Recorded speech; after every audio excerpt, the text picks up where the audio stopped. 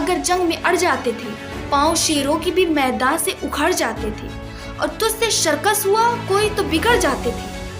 تیغ کیا چیز ہے، ہم توپ سے لڑ جاتے تھے۔ علامہ اقبال لکھتے ہیں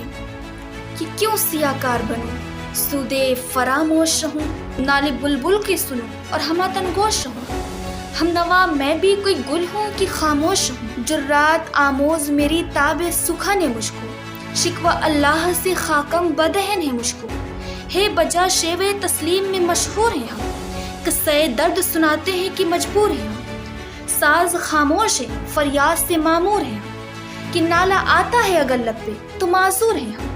کہ اے خدا شکوہ ارباب وفا بھی سن لے، خود گرے حمد سے تھوڑا سا گلا بھی سن لے، تھی تو موجود ازل سے ہی تیری ذات قدیم، پھول تھا زیب چمن پر نہ پریشاں تھی شمیم، شرط انصاف اے صاحب الطاف امین، بوئے گل پھیلتی کس طرح جو ہوتی نہ نصیب، اور ہم کو جمعیت خاطر یہ پریشانی تھی، ورنہ امت تیرے محبوب کی دیوانی تھی، اور ہم سے پہلے تھا عجب تیرے جہاں کا منظر، کہ ہم سے پہلے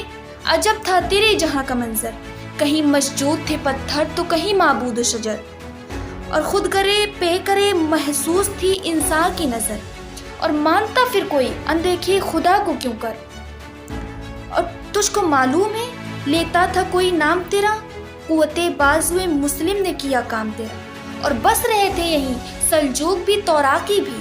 اہل چیچی میں ایران میں ساسانی بھی، اور اسی معمورے میں آباد تھے یونانی بھی، اسی دنیا میں یہودی بھی تھے نصرانی بھی تھے،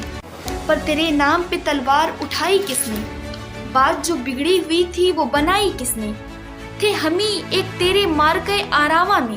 خشکیوں میں کبھی لڑتے کبھی دریاؤں میں، دی اذانیں کبھی یورپ کے کلیساؤں میں، کبھی افریقہ کے تپتے ہوئے صحراؤں میں، شان آنکھوں میں نہ جگتی تھی جہاں داروں کی، کلمہ پڑھتے تھے ہم چھاؤں میں تلواروں کی، اور مرتے تھے تیرے نام کی عظمت کے لیے، اور ہم جو جیتے تو جنگوں کی مصیبت کے لیے، تھی نہ کچھ تیغ زنی اپنی حکومت کے لیے، سربکف پھرتے تھے دہر میں کیا دولت کے لیے، اور قوم اپنی جو زر و مال جہاں پر مرتی، سب فروشی کی عوض بت شکنی کیوں کرتی، ٹل نہ سکتے تھے اگر جنگ میں اڑ جاتے تھے، پاؤں شیروں کی بھی میدان سے اکھڑ جاتے تھے، اور تجھ سے شرکس ہوا کوئی تو بگڑ جاتے تھے، تیغ کیا چیز ہے، ہم توپ سے لڑ جاتے تھے، اور نقش توحید کا ہر دل پر بٹھایا ہم نے، زیر خنجر بھی یہ پیغام سنایا ہم نے، تو ہی کہہ دے کہ اکھاڑا در خیبر